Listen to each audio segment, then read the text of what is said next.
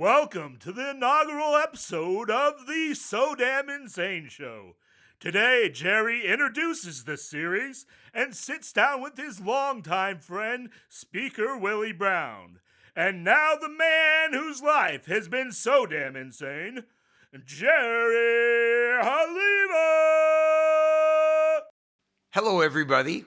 My name is Jerry Haliva, and this is an introduction to a series of episodes about my amazing life. We actually have the subtitle, it's Jerry's Stories, So Damn Insane, because the journey I'm about to describe has been nothing short of insane. For those of you who remember the movie Forrest Gump, my life has basically been a Forrest Gump-like journey. And for those of you who don't remember the movie Forrest Gump or never saw it, you're lost. Basically, I'm going to tell you stories of my life experiences, but I'm going to begin by telling you why I'm telling you these stories.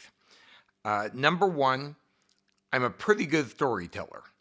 Probably 15-20% of people are good storytellers. A lot more think they're good storytellers, but it gets old pretty quickly. I've just lucked out. That's one of my very limited skill sets, is telling stories. And fortunately for me, I have stories to tell, which is why we're doing this. Because about almost 20 years ago, my son and I agreed that this needed to be recorded. This journey and the stories that comprise that journey have to be recorded for posterity. They're just too amazing, interesting, funny, inspirational, hopefully. But the second reason I wanted to do this is to inspire people that they too can actually have amazing experiences if in fact they look for opportunities and maybe even see a challenge as an opportunity. And many of my stories will be about those challenges becoming opportunities. But more than anything else, I want to entertain and remember a lot of these great experiences. Let me, if I can, talk about the scope of this, because clearly it began in my 20s when I found a building called the State Capitol. I was graduating from Sac State to become a teacher. I got one of the last issued lifetime teaching credentials, which was actually a dumb idea because these were people who got their credential and then never were required to do any in-service training, which is dumb. But I got one of those. Fortunately for the students of California, I never actually used that credential. But what I did discover through somebody I met at the Capitol was the business of politics. Somebody who was getting his teaching credential, not his teaching credential, his PhD in education, happened to be California's first African-American state senator. His name was Mervyn Dimely. He went on to not only become Lieutenant Governor of California, but also a member of Congress. And Dimely and I hit it off, and he suggested I come down to the Capitol and pick up 3 easy government credits. The word easy has always appealed to me, and so I took up that opportunity and went to the Capitol and never left. But that experience of going to the Capitol and seeing politics up close and personal literally changed the course of my life. So many of these stories are going to be because of my being part of the world of politics and the networking that provided. But not all of them, and certainly very few of them depended on partisan issues. They back in the day, which I get to say is the old fart that I am, back in the day, the partisanship was not nearly what it is today, and therefore Republicans and Democrats actually worked together to try and solve problems. But you'll hear more about that when we talk about, and I tell you some of the stories of politics. Most importantly is I want to tell you these stories because they are so broad in scope and they literally touch so many different areas of life beyond just politics. I've actually had musical opportunities really connecting with people from that range all the way from Neil Diamond to Luciano Pavarotti to going to a singular musical experience, which was, believe it or not, a bat mitzvah party. I've also been fortunate to connect to the sports world because, again, through my connections at the Capitol, I was involved with the move of the Oakland Raiders to Los Angeles, the San Diego Clippers to Los Angeles, and the coming to Sacramento of the Sacramento Kings, which was a huge deal for not only Sacramento, but basically for the Northern California region. And so I was involved in that process as well. Another area that is going to populate a lot of my stories is world travel. I've been fortunate to travel all over the world, Asia, the Middle East, Europe for sure, Scandinavia. I've gone to places I never thought I would have gone, including Iceland and the country of Bhutan, which I actually never heard of prior to my going there. It's in the Himalayas, right between India and China. And it's a very interesting place. You'll be hearing about those travels. And you're also going to be hearing about world leaders that I've had the opportunity to engage with along the way. I've been very involved in the Middle East, specifically in Israel, and I've had the unbelievable opportunity to meet not only the first Prime Minister of Israel, a true legend for anybody who knows the history of the Jewish state. I met with David Ben-Gurion not once but twice, and I've met with 6 of his successor prime ministers, including Bibi Netanyahu, who obviously is currently prime minister and taking a lot of oxygen out of the room in terms of world affairs right now. But these world leaders, whether it be foreign leaders or domestic leaders, there's stories attached to all of them. And they're people who I got a chance to engage with, and I'm not talking about shaking hands for a photo op. I'm talking about actually engaging with them and having meaningful conversations, and to some degree built some friendships in that regard. Probably another area that I'm most associated with is entertainment. Some of you know who I am because of a movie I appeared in, and it literally was an appearance, called The Big Lebowski. The way I got that role was because of a bigger movie I was in called Hot Shots Part 2 with Charlie Sheen and Lloyd Bridges. So the whole Saddam likeness and how that has played into my life, not just in terms of movie roles, but just in terms of people recognizing that I'm the only guy who actually has made a lot of money looking like an Arab dictator, which is funny because I'm very active as a pro-Israel Jewish person, that of course I could milk that likeness shamelessly. But it has played, that Saddam likeness has played a very big part in a lot of the stories you're going to be hearing. The Jewish people have a mandate from God that basically is described in 2 Hebrew words, tikkun olam. It means repair the world. And when you look at the history of Jews and Jewish philanthropy, especially in the diaspora, there has been a disproportionate amount of that philanthropy and efforts to do that, to repair the world. The entire union movement in the United States was founded by Samuel Gompers, a Jewish man who believed that employers should not be taking advantage of their employees, and thus the AFL-CIO was born.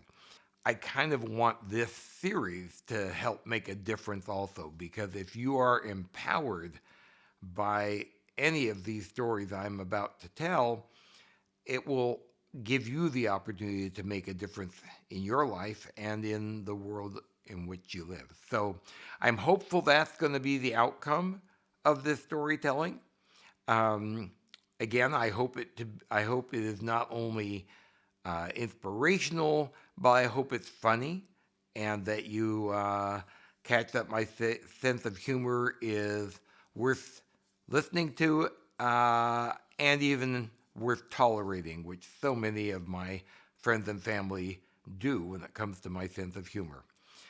So I look forward to sharing these stories, and I'm very hopeful that you're going to enjoy them as we begin to roll them out.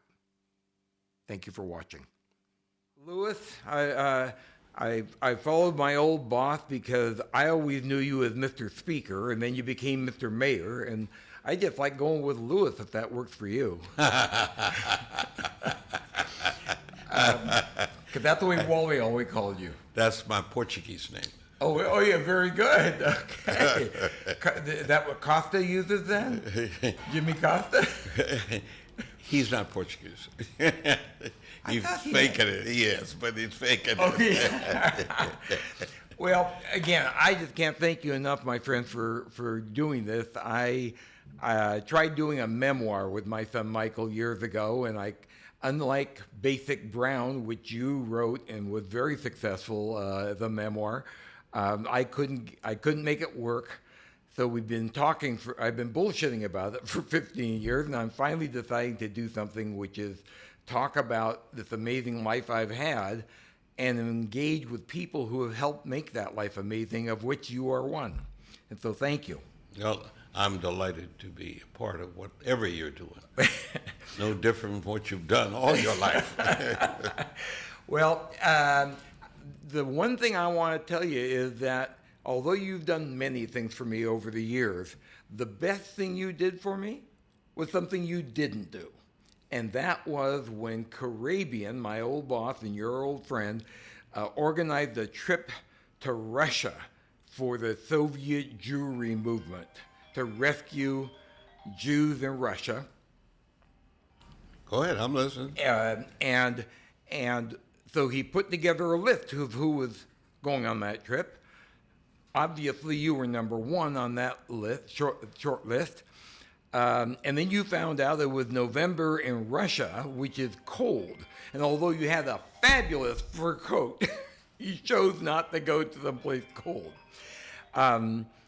Anyway, and by you not going, Caribbean replaced your slot with a guy named Bill Campbell, a Republican in the Assembly.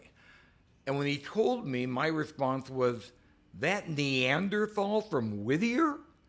He says, "Trust me, Halif, you're going to love this guy." Not only did I love the guy and room with him, but I ended up spending the next 15 years working for him.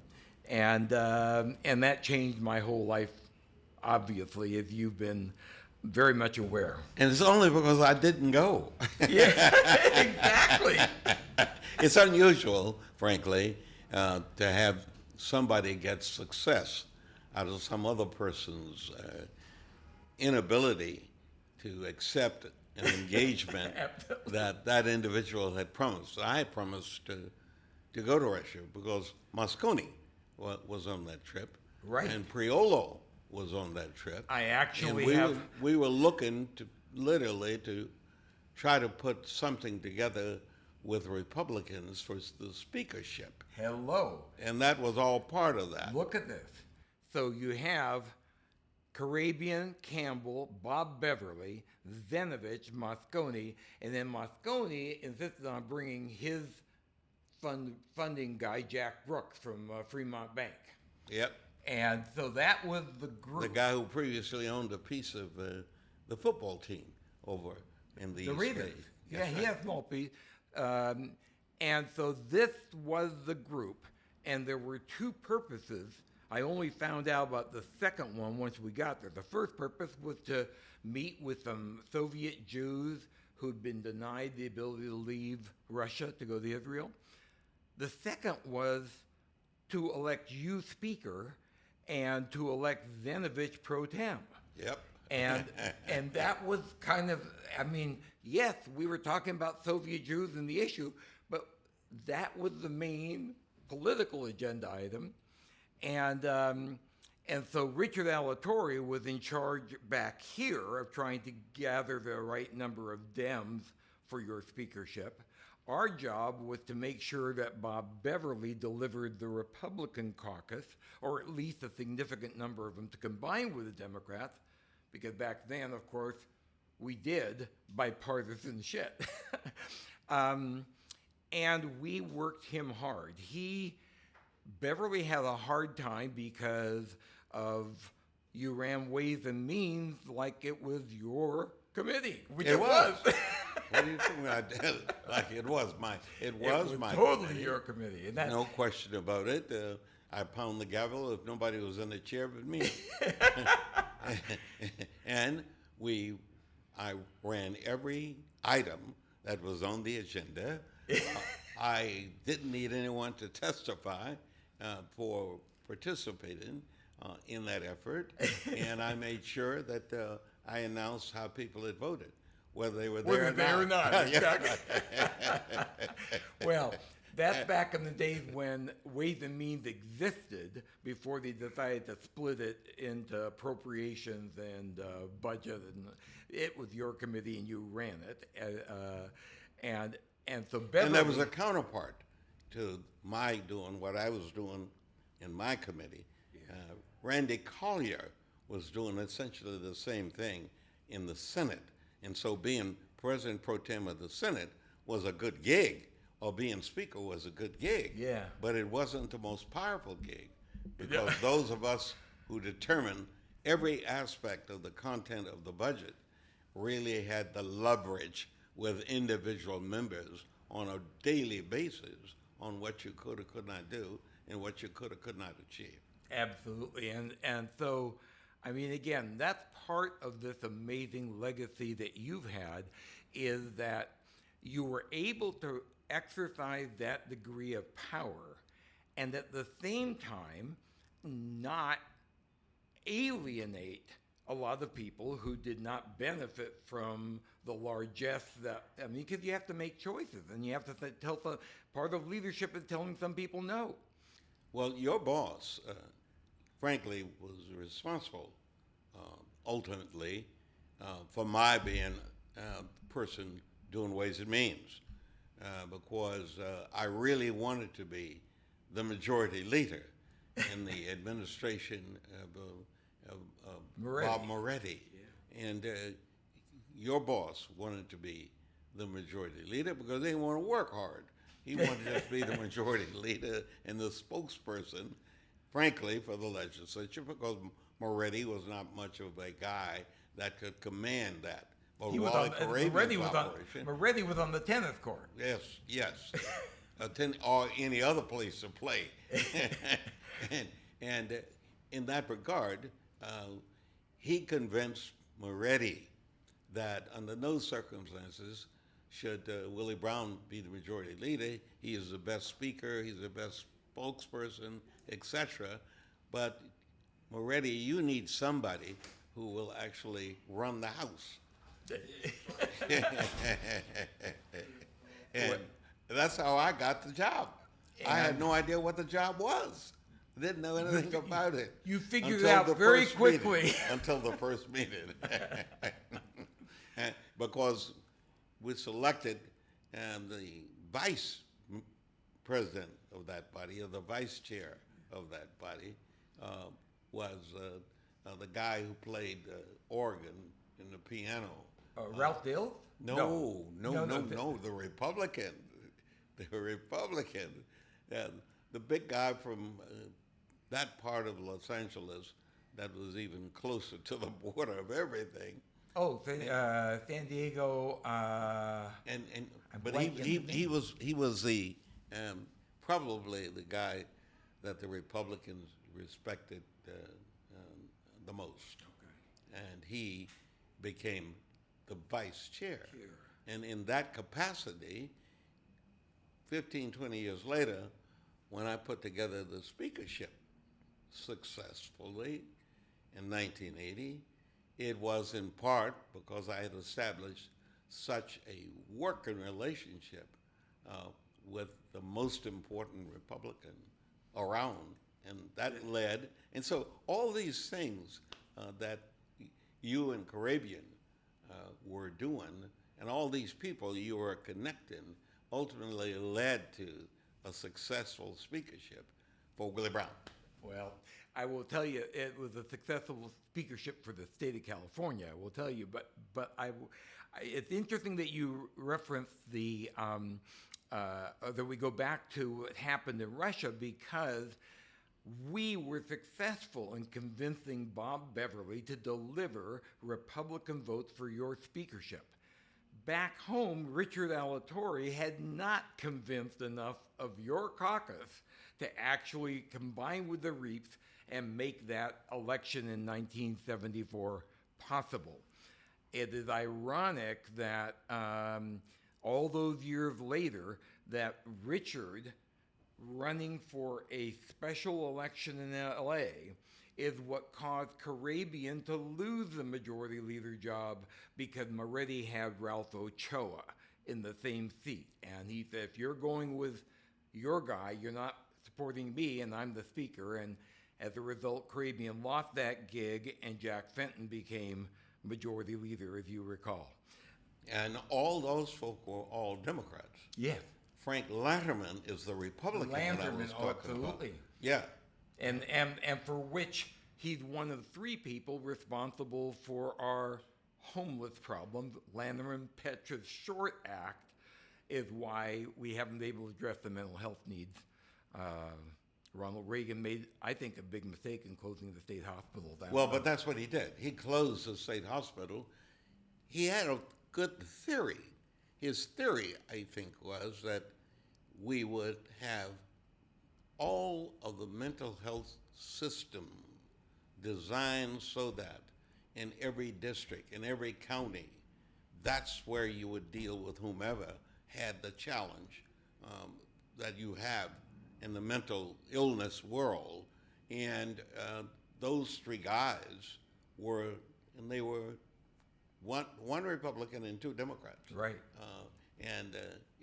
As when Nick Petras was still, Alan Short was still, and Frank Lanterman was the other part of that operation.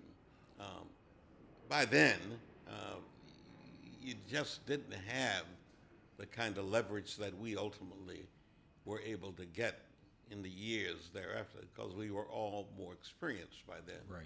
And you were just starting out, so Yeah, absolutely. And it really is amazing how that bipartisanship, which you're addressing, wasn't actually needed. You had the votes, and you didn't need Lanterman, and you didn't need other Republicans like my old boss, Billy Campbell. But you saw them out anyway. And it was an era that I so sadly missed, because that bipartisanship, I mean, you had Tip O'Neill and Reagan, you had Newt Gingrich and Bill Clinton. You had people who worked together to make things happen, but you started that in California long before it was popular. Well, if you recall, there was never an occasion when we, on issues, only thought Republican or Democrat. You're right. We didn't have any collection of people that called themselves progressives. Right. We didn't have any of the burdensome process with theoreticians on the basis of partisanship or partisan issues. We really had people interested in the issues. Absolutely. And in fact, it's kind of interesting that you ended up all those years, primarily until I don't know when you stopped, but all those years, you always worked for a Republican of some sort, whether it was Bill or whether it was whomever. Well, it was really literally because of the trip. Because when and by the way, we mentioned our friend George Moscone. Moscone loved to tell people what they wanted to hear. So on the trip, he told Zenovich, "I'm voting for you for pro tem." Came back, he voted for Mills. He told me, "Haliva, you're out of work because Caribbeans turned out. Don't worry, you're working for me as the next mayor of San Francisco." Not the way it worked out. I would be interested in your theory. Is we know Dan White was mentally ill, but did Dan White believe that Moscone promised him reappointment, and did that factor into the assassination? I think you are absolutely correct. I think that Moscone may very well have had something that made Dan White believe that Moscone was a team player, even when some individual on the team had done their best to eliminate him because Dan White had done his best as a supervisor. At that time, he had managed to apparently get a contract to sell baked potatoes at Pier 39 or someplace. Oh, really? Because people didn't get paid anything for holding public office in those days. You really did have to work, and Moscone had to work, and Dan White had to work. Right. And Dan White made the mistake of deciding he didn't want anything to do with elected officials. He had been both a cop and a firefighter. Right. And he lived out in Visitation Valley area of our city, long away from Moscone. Moscone had been the star guy in San Francisco. He'd been the top basketball player as a high schooler. He had been at SI, which is where the Catholics were. He was a son of a sole mother, one child, him, no sisters, no brothers, none of the above.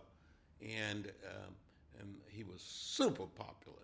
And in that category, there was no question that when the election occurred, that elected him, same time Dan White got elected Board of Supervisors. And White resented Moscone in every way. He did not, and he literally went out of his way to offend Moscone if he could. Yeah. Yet he thought resigning was what he needed to do to go try to make a living. Yeah. I actually, I love George. I thought George had a great personality. And to me, it bothers me that tragedy is only recognized today by Harvey Milk's death. I mean, he assassinated two people, but I believe that in classrooms, well, of course, California classrooms have changed, but nobody knows who Moscone was outside of San Francisco. And I just wish there was more recognition of George, because I think he did a lot for the city. Not as much as you, arguably more than Diane, but I think it's sad.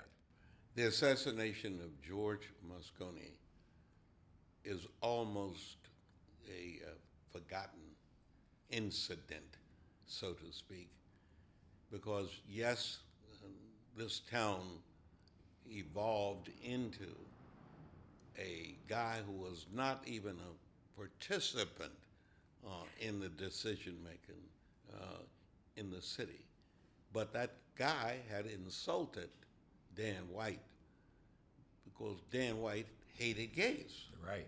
And I think that when Milk literally catered and gave attention to Dan White, it created a confusion in Dan White's life that resulted in Dan White totally and completely flipping out. Yeah. And when he concluded that he had been tricked into whatever he was doing by a person and entity that he hated, all of people who were gay or lesbians, he literally committed to take out the two that presented a problem for him. Moscone, whom he could not match under any set of circumstances, and Milk, whom he believed had misled him into believing that Milk cared about him. And the results were that, but his list, by the way, was not just the two. His list had 10 people on it. Oh, really? I did not know that. I was one of the 10. Wow. I was one of the 10 on the assassinated, to be assassinated list. And he went from his assassinated Milk up a block to a place where you normally would eat on Golden Gate Avenue, and the Doggy Diner. And that's where his friend and buddy, who had served in the police department with him, found him, went up and sat down with him, and they had a long talk. The list didn't come out, however, until the trial. When the trial of Dan White, that list was published. We never knew it at the time. Wow. Wow. Well, thank God it didn't go beyond the tragedy of Moscone and Milk. But going back farther, I want to ask, it's been a few years since Basic Brown, that great memoir that you wrote. If I'm not mistaken, you might be working on another book, if I'm not mistaken. Is that still happening? It's done. Oh, the second book's done. Been done for a year and a half. Got no buyer, but because the first book was done with Simon and Schuster, Right. and I used the same agent that handled Hillary Clinton's book. Okay. At Simon and Schuster, and at that moment when I got the recommendation to use him, he immediately had me come to Washington with a 3 or 4 page summary of what the book would be, and he convinced Simon and Schuster, and so we had a timeline to complete the book, and we got a very big advance for the book. And the book got completed, it got published, and then I had to go around the country to do the speaking engagements and the interviews and all the things and we started in New York, and we ended up at USC. We ended up with the Los Angeles Times. They have what they call a book fair every year. Okay. And my book was the book fair's hook. Very good. Except that there was a guy who was a manager of the Dodgers, Losado, that Tommy came along Lasorda, about yes. the same time, but the same time with the book. So Right. I'm not sure that I stayed in first place as I had been all over the country with the book, because Because you were people in the Dodger Blue, man. That's Yeah. right. They all wanted to talk to Losado, Right. and it was fun. Yeah. doing. You've actually always had a connection to the sports world. And I actually brought this great picture of the two of us with Willie McCovey.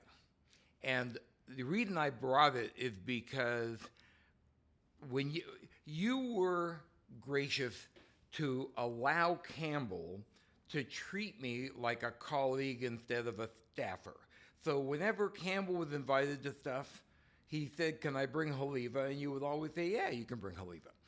So we were going to go to this very small lunch. That's Pat Johnston here. There were other people at the table. It was a small lunch at noon at the firehouse. And at 11:30, I told Campbell, I said, "We need to go." He said, "It's the firehouse. It's 5 minutes." I said, "No, we have a stop to make." And I stopped and got a dozen baseballs so that Willie McCovey could sign the baseballs for those people you'd invited to lunch. It was a smart move on my part, but a costly move. Because after that lunch, I don't know if you remember, you came back to the Capitol, convened the entire staff, and said, "I've got 83 people working for me, and none of you guys saw the baseballs." So now, Steve Thompson's pissed at me, Kathy Snodgrass is pissed at your staff is pissed because they got chewed out by something I did.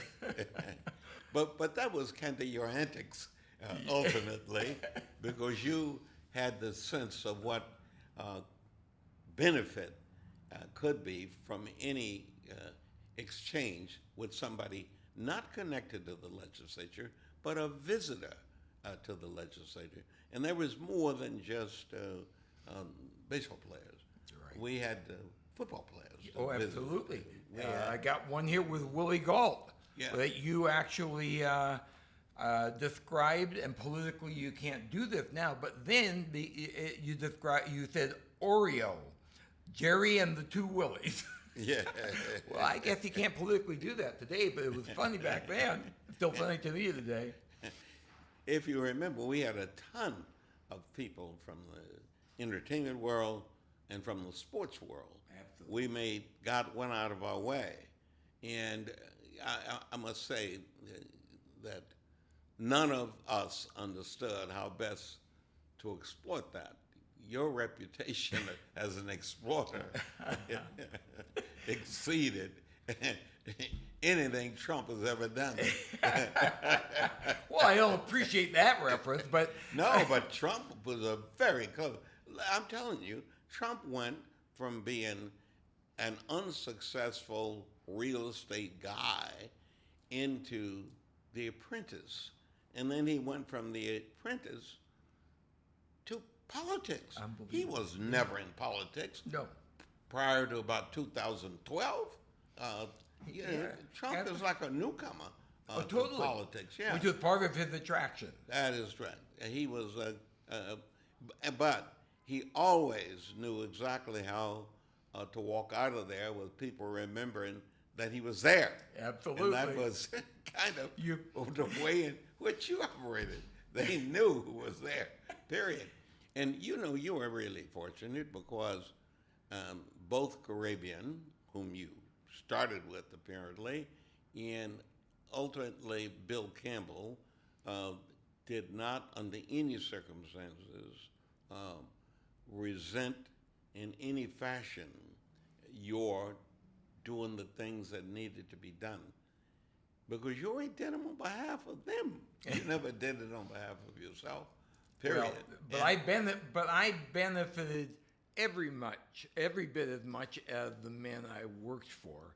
And arguably, as I go back on my life, maybe even more so, because they allowed me the running room. They allowed me to share, to some degree, that limelight. I mean, again, whatever the event was, I'll never forget, you had a lunch at, I can't remember, it was on Fulton Avenue. It wasn't Aldo's, but anyway, it was a big lunch of your group, and you invited Campbell and me, and it was a fancy restaurant that people would save up to go to for an anniversary or something like that. But they didn't have a private room, and there was a long table, and there were probably, I think, 16 total members. Only one staffer that I was aware of, anyway. And two members one of whom is no longer with us, got into an argument that was so heated, it became a profanity-laced food fight. Lou Papin and Maxine Waters. And they got into it and literally started throwing food. And these patrons who are surrounding and going for their anniversary dinners, and because I was the only staffer, I was able to grab my boss and say, "We're out of here." But it was a very long journey of amazing experiences that I was privileged to share with you and so many others. I do have to bring up one that I'm particularly proud of that I don't know if you'll remember. But Luciano Pavarotti was coming to San Francisco to perform at the San Francisco Opera, which was directed by Kurt Adler at that time, because there was an earthquake in Modena, Italy, which is his hometown, and he was raising money for the victims of that earthquake. Campbell and I were big Pavarotti fans, so I called you, and you were in the mayor's office, and I said, how would I go about getting tickets? And you started laughing. You said, Haliva, there is no way you're going to. This is a small venue, number one. And number two, the creme de la creme of San Francisco society, most of them haven't even been told it's happening, let alone get access to tickets. Even you, Haliva, you're not getting into this event. I don't know if you remember what happened, but I told Billy, and he said, oh, that's too bad. I said, no, that's a challenge. And so I placed a call to the Consul General of Italy here in San Francisco. And I said, Senator Campbell, the chairman of the Emergency and Disaster Committee, California is a disaster-prone state. We are very proud of what Mr. Pavarotti and Mr. Adler are doing together. And we've introduced a resolution. Hadn't introduced anything yet. And when would be a good time to present that resolution to Mr. Adler and Mr. Pavarotti? He said, oh, the concert, of course. And I said, well, when is that? He says, it's 2 weeks, Saturday. Oh, I'm sorry, the senator's busy that night. Is there another opportunity? He goes, no, it has to be. The concert has to be. Well, I'll see if we can clear the calendar. Hang up the phone. Hey, Campbell, we're in. and now we go to the exhaustive effort of getting a member's resolution, not even a Senate or a joint, but a member's resolution. And then I get a phone call from the Consul General. Could I ask for a favor? Now he wants a favor from me. He says, we'd like to put something in the program about the resolution. Can you dictate maybe a paragraph for us? I got from not getting in to now we're going to be in the program. When the program comes out, first of all, before we go into the program, we get our seats, 5th row center, in this very small venue. The Opera House, 2,000 seats maybe? At the most. At the most. And so we're 5th row center. We get the program. On the right-hand side, in not very big font, are the donors, who probably gave $100,000 each. Gordon Getty was the lead. And then the elected officials, Feinstein, yourself, okay, all in rather small type because it's a small program. On the left-hand side of the program are the arias being performed by Mr. Pavarotti. In slightly smaller font, this paragraph Haliva dictated about this resolution and why it's so disaster-prone state and this. Well, I have to tell you, that I thought was the ultimate coup until Campbell comes over, or they talk to Campbell, and he comes back and says, apparently I'm going backstage at halftime, not intermission, by the way, halftime he called it. And sure enough, at the opening of the second act, Bill Campbell from Hacienda Heights, a Republican, walks onto that stage with Kurt Adler, the director of the San Francisco Opera, and Luciano Pavarotti with a member's resolution. I would have paid a fortune to see the look on your face and the face of so many other San Francisco elite. Hacienda Fats and a Rizzo? It was classic. And then we got invited to Gordon Getty's house for the after party. Yeah, that's what the after party was. Exactly. And so I put that among my top 5 coups because when the LA Times did the story on Campbell and me, your quote, I'll never forget it. Your quote was, "Haliva has more chutzpah than God." And I think that required that level of chutzpah. You should really tell the world more about some of the things that you did. Folk that you represented in doing them, because they were not the kind of things that one understands how to do from anybody training them to do it. No. That has to come from the creativity of where you were and how you were and what you produced. And in some cases, you were producing for people that had no idea what they were receiving. Well, again, I've been very, very blessed in so many ways. I have to remind you that it takes Wally, when he was majority leader, he hired Vic Fazio, Ethan Wagner. I was this nobody who came out of Merv Daimele's Urban Affairs Institute program. I don't know if you remember that, but he and I got along. So he said to Teresa Hughes, former state senator Teresa Hughes, at the time she was the executive director, he said, "I want to put Haliva in the Ford Foundation funded UAI because Coro was too lily white and he needed a minority program and Ford funded it." And Teresa said, "Merv, it's a black and Chicano program." And he goes, "He's Sephardic Jewish. It's close enough." I was a minority within a minority. And that's how the whole thing started. But what I was going to say is that only Bill Campbell had such a self-assured ego. He did not need to grandstand and could share the way he shared with me and gave me all that running room. Very, very blessed by this whole life. And I am trying to tell more of the stories because they are unique. I mean, we were talking earlier, you've had a career in entertainment as well.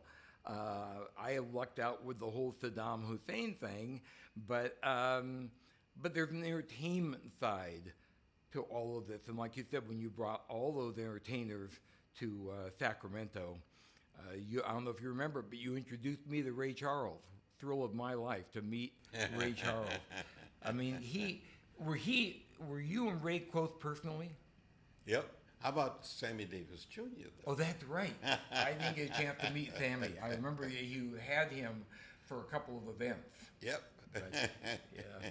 And he came to Sacramento, and if you recall, there was a guy named Mike Roos that eventually went off to Los Angeles to do whatever he did with the schools. Yeah. But on any given night, he would show up at one of the joints. Oh, that's right. And He start did. singing. Yeah. Yes, The Torch Club, to be exact. Exactly.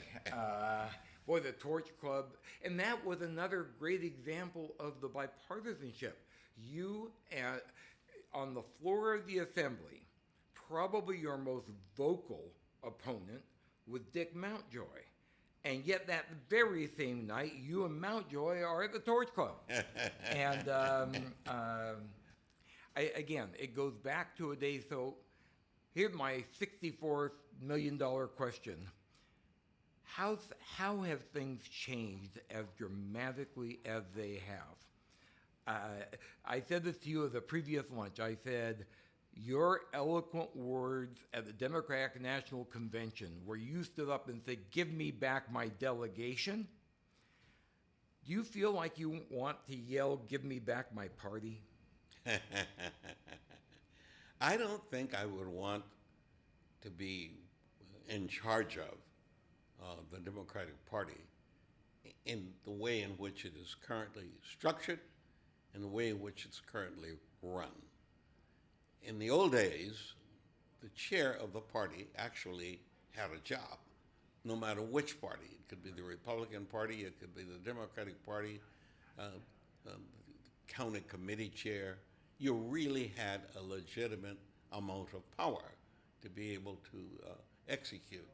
You don't have that anymore. We're now at the stage of the game where you almost have to get permission to invite anybody in. And for openers, you cannot run the operation unless you can actually execute. You can't execute under the current. I don't think I would want to be in charge. I don't believe there was an instance, either during your speakership, the longest running speakership in history, or during your mayoralty in this great city, where you ever asked permission of anybody. No, well, if I'm elected, that ends the conversation. From that point on, judge me on the basis of my performance in the job that I've been elected to, and get rid of me if I cannot effectively discharge the duties of that particular job, period. That brings up, when you say, if you agree with me, you want to challenge me, there was only one really famous challenge to you from within your party, and that was the Gang of Five. And yet, those 5 individuals, they're friends of both of ours, although we've lost Jerry Eves, everybody's still around, they became some of your closest friends. Interestingly enough, they always were part of my best collection of people. I had extended the opportunity to those young guys, those new guys, to the world. I had extended the opportunity for them to meet and greet and interact with the whole litany of people who were part of the speakership. The speakership wasn't just a Willie Brown. The speakership was laden with people that went on for various levels of participation in public policy. Correct. Maxine Waters, the person you referenced earlier. But Republicans or Democrats who went on, whether it was Bob Beverly, whom you referenced, Ross Johnson, whom you referenced, Ken Maddie, whom I still try to do the events for him. It's actually day after tomorrow. It's Wednesday. Wednesday, yeah. In Sacramento, and so we had a relationship, and these newcomers to the Sacramento scene, they'd only been there 3 or 4 years, and they had at all times been extended the opportunity to learn first, secondly, to be introduced. They were, not one of them knew anybody before they got to Sacramento. Not anybody, rather Sacramento, and they had the opportunity through the speakership. And so they understood the ultimate power of the speakership. They just would like to exercise it without earning it. That's why they orchestrated the process of trying to oust me. Who was the leader? I think the leader was the guy that went on to get kicked out of Congress. Gary Condon. Had to leave, yeah. Gary Condon. I think he would, because he was the one that probably envisioned his becoming the speaker. I think that Steve Peace, who was maybe the smartest of them, or Rusty Reyes.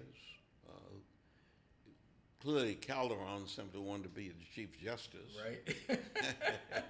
of the world. And Peace wanted to make movies. Yeah, Attack of the Killer Tomato. Right, he didn't really. So we had a collection of people who were pretty much dedicated to doing thing. And if they had been smart enough, they never would have tried to oust me with only 5. Yeah, math was not their strong No. suit. Well, and not only that, they could not penetrate the Republican membership, and they had forgotten that the House leadership was produced by the House, not by any caucus. Right. Small collection of folk, period. They just didn't know, and they had no idea when they were sitting in the room chatting with me that my operation was removing them virtually from the Capitol. They learned very quickly. When they got up to leave. Right. And yet today, like I said, they're all very dear friends. Yeah, they never stopped being friends. Until this day, as you said, those friendships exist. Exactly. And Whether they're Republicans or Democrats. There's only one person, I think, that worked his way out of being a part of anything and anybody was Pat Nolan. He was. Pat Nolan, the Republican, the one of the original Prop 13 babies. Pat Nolan was convinced he was putting you in jail. And interesting what happened, the effort not only failed, but brought him a level of attention he would rather have not had, and ended up going to the big house himself. He went to jail for the conduct that he engaged in. Exactly. And he was the only one that ended up with that jacket, so to speak, based on his attempt to partner up with the FBI. Absolutely. Who lived a life of trying to figure out how to get Willie Brown That was without all- realizing that Willie Brown was never a real crook. So you can't get anybody that isn't a violator. I was sharing with my son that you, by far, were the most sought after speaker, orator, MC for events. You know, you could have given a speech or been an MC every night of the week in Sacramento and weekends if that's what you chose to do with your time. And been paid for it. Yeah, honoraria. Well, amazingly, Bill Campbell was a close second because he was humorous and very self-effacing. I remember he would use words like, "Oh, I see Senator Robbins is here tonight, Senator Alan Robbins. Waiter, could you bring an extra light to his table so his date can finish her homework?" He would use lines like that were very funny for people in the room, and back in those days, he was not held accountable for that humor. But then again, so everybody thought, well, honoraria, okay? You don't actually have to be a good speaker to get an honorarium. There was a member of the Senate, I believe at the time, whose wife would read in the Los Angeles Times that Bill Campbell was making pretty good money at honoraria. And she would browbeat him for not bringing home that kind of revenue. And as a result, Joe Montoya decided to do everything he could to make honoraria. And he may still be in jail. It's possible, very possible.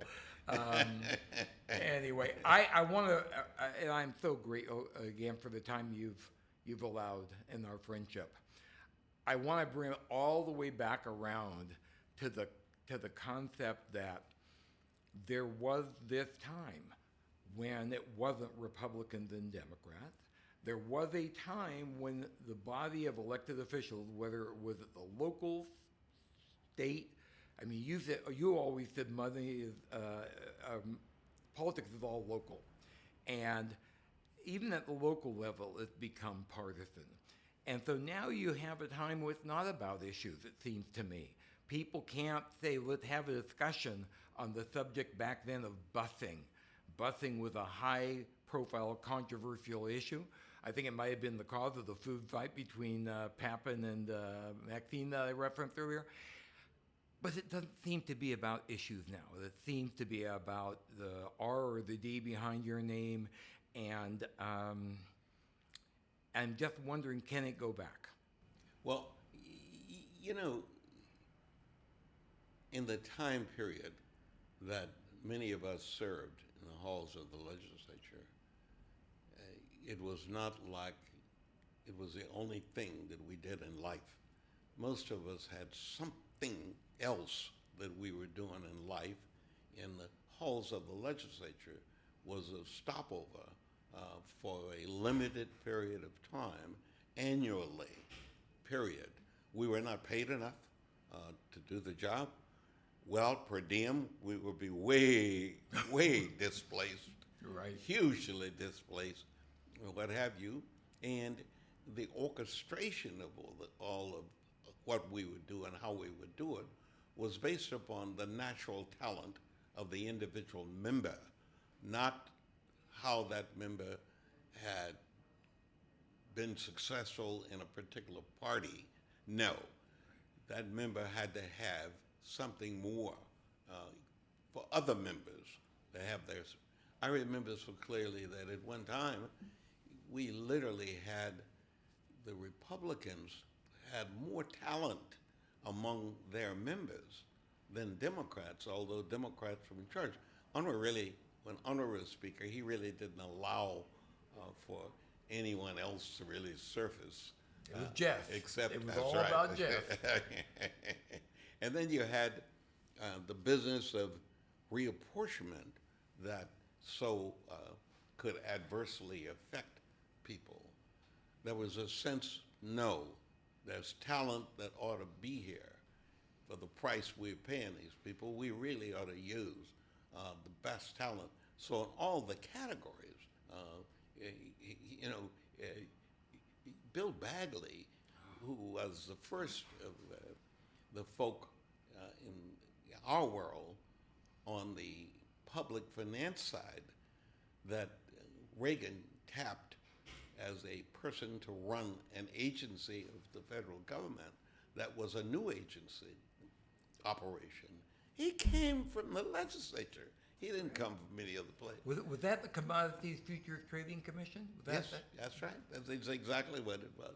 And we had literally in the halls of the legislature, without anybody on a partisanship basis directing people, we really did have talented. And when there was a Republican who exhibited any of those qualities of attempted disruption, like Briggs, Batum, they Yep. got dealt with collectively, not by one political party, but they got dealt with by a membership Oh, yeah. that really wanted operation to be. You could do whatever you wished philosophically and what have you, but you really did have to be pretty much respected by the entire membership. I think that group, in the legislative lexicon, that group was referred to as shit disturbers. And they did not enjoy the respect of their colleagues. No. You mentioned Nicky Petrus earlier because of the Lanham-Petrus Short Act. Nicky Petrus may have been the best orator to ever hit the floor of the legislature. And even though the Republicans knew what he was going to say, was going to philosophically disagree with their position, he held their attention every bit as much. And I don't know that we have orators in the legislature now. No, I don't think we have anybody that fits that mode. You remember, we not only had Nick Senate, we had Jack Knox in the Assembly. Yep. who we had a guy that presided, you would want to preside, Carlos Yep. B. You'd want him to be the presiding officer. Absolutely. Because of his command of the rules and all the other things that go with doing the floor directive. In the guy you spoke about earlier, Bob Beverly, was so smooth and so. The Silver Fox. Yeah. I remember the great line that Beverly had. This is a classic. you remember? Go ahead. Well, there was a time when the media was very focused on travel because members love traveling, obviously, and California is seen as a nation state, so the invitations and opportunities were significant. But this particular opportunity, I think, had to do with Jamaica. It was. And a lot of members discovered a place called Kingston Beach, I believe. Anyway, the reporter chose to ask Senator Beverly about, were you on this trip to Jamaica? And he said, I did not go on that trip, and I paid my own way. Yeah. It was a classic. I paid for myself. Yeah, exactly. Well, I will just tell you, I gotta ask if there's anything that you're working on now, other than, by the way, giving excellent counsel to Kamala, and she took your counsel. I think you've given her excellent counsel in the past, and you gave her excellent counsel this time. What else can we be seeing from Willie Lewis Brown? Well, at this moment, I'm really just continuously having a good time. But because I must be the only one left from the old world, because the newcomers they don't take the advice, but they all know that one of the extremes is that they consider themselves entitled to is to talk to somebody from the old world. And so every one of these guys up there are constantly, and women, are constantly coming through here, having lunch, allegedly picking my brain. Well, I know they're being amused. Well, I remember the last time you came to Sacramento, and I remember the demand for your attention from members who were there rivaled when Queen Elizabeth and Prince Philip came to the Capitol. Everybody wanted to get a piece of Willie, and I'm glad they're still reaching out. But that's because listen. I'm the last. I'm the only one left from that whole collection of people between the 70s and 90s. Yeah. I'm the last, literally. There are a number of people who are still alive, but none of them had ever done the things that, absolutely, and none of them had ever absorbed all, and none of them had ever, not one of them became the universal guy rather than the Democratic guy or the Republican guy. And when I think, as I watched the matter unfold about this current effort by the governor of the state of California to draw the lines for reapportionment, got no idea what he's really doing in that regard, because the line drawn for reapportionment was the top item. It wasn't the budget. It wasn't the debate. It wasn't capital punishment. It was gerrymandering. Exactly, because really it was job security. At the end of the day, the members were involved.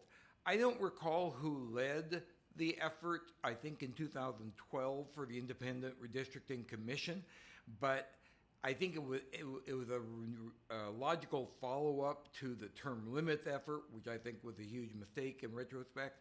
But now you have this process that really is the epitome of this partisanship, a partisan world that we find ourselves in, and you don't get to ask the people of Modoc if they should be connected to the people of Marin County.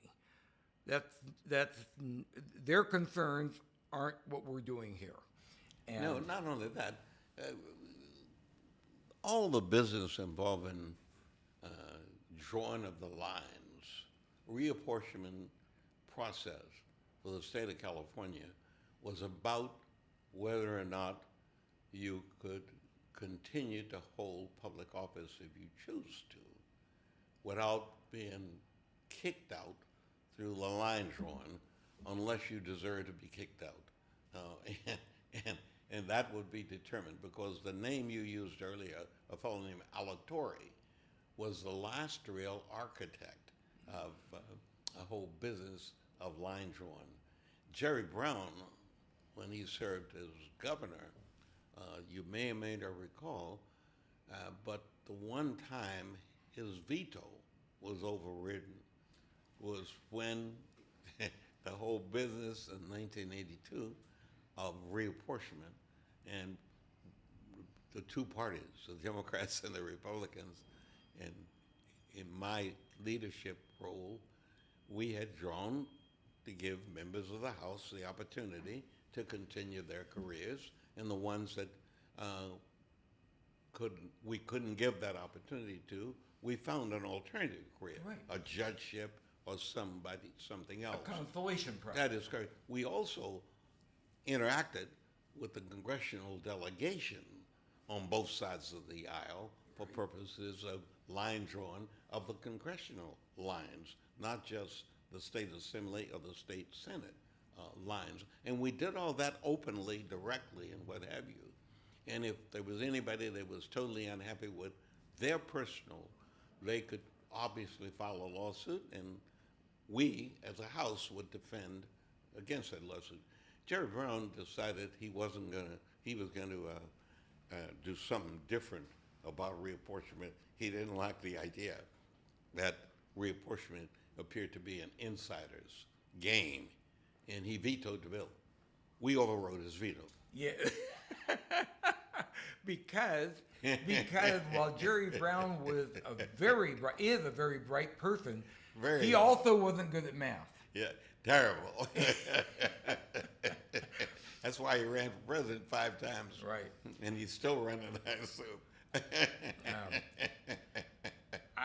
I can only say, my dear friend, that I hope something positive continues for me so that when I become 90 years of age, I can have not only the smart intellect capacity that you have, but the ability to articulate as well as you always have, and hope when I hit that ripe age 11 years from now, we're going to be celebrating your 101st together. That would be my hope, my friend. Well, you got to celebrate number 2, because in 7 months, I will be 102. Not 102. Oh, billable hours. Yeah. That's the way they compute it. Exactly. But I'll be 92 and yes. I didn't make it to your 90th where you took over this entire thing. I'd love to be invited at your next birthday. I will make sure that happens. Very good. Also, because I know the threat exists, whether you're invited or not, you'll get there. Yes, it does. By the way, I said I was going to end with this, but I have to add this other thing. I have quoted so many times to people. I mean, there are so many quotes that people remember, but the one I quote the most often is actually a concern of mine now, and that is how liberal our society has become with profanity. You're seeing people use profanity in positions of power where you would never, ever have seen the F-bomb dropped in just regular conversation and on talk shows, and it's just really phenomenal. And so I tell everybody my favorite Willie Brown definition of profanity, and I will say it again if I may, that profanity is the inevitable linguistic crutch of the uneducated and inarticulate, thank you. Right. Uneducated and inarticulate motherfucker. Everybody gets grabbed by that. Everybody. So thank you, my friend. All right, thank you for having me, and I'm looking forward, frankly, as it unfolds and you manage to find the bodies Yes. before they are packed. It's my goal. And if you remember, when I spoke at the funeral service. Aleatory. No. I did aleatory. I'm doing all, but the one that I remember so clearly is UNRWA. Yes, Back in the UNRWA, middle yes. 80s when I did the UNRWA one, when somebody said, why don't you tell us why you are here to say something about just UNRWA? I said, I'm not here for that. They said, what do you mean? I'm here to make sure he's in there. Exactly. All right. Well, one always brings up another, and I'll shut up, I promise. But when Wally Caribbean came up here in '68, maybe I think it was '68. Yeah, 68. He came up here in '68. He told the story of special services coming out to pick up him. And he was in the front seat, and in the back seat was Jeff Unruh, the speaker, and Jack Fenton. And Jack Fenton turned to Unruh and said, you know, we got a couple guys coming up here who are going to be a problem, and mentioned the names, and Jeff says, don't worry, I put them, and he mentioned 2 committees that were like nothing committees. Caribbean's in the front seat going, oh crap, those are my committees. As well. Exactly. Anyway. All right. Well, thank you, my friend. All right, my friend.